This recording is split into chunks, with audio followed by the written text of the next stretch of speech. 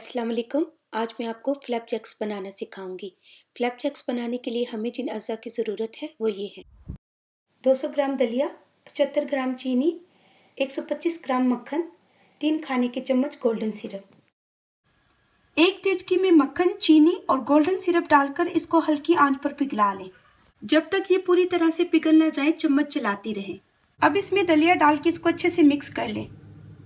अच्छी तरह से मिलाने के बाद आंच को बंद कर दें।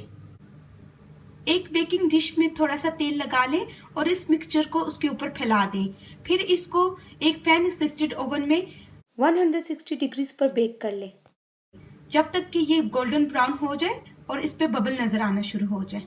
18 मिनट बेक करने के बाद फ्लैपजैक तैयार है। अभी इसको 8 से 10 मिनट के लिए ठंडा होने दें और इसको बिल्कुल ठंडा होने से पहले टुकड़ों में काट लें। अब फ्लैपजैक्स खाने के लिए तैयार हैं।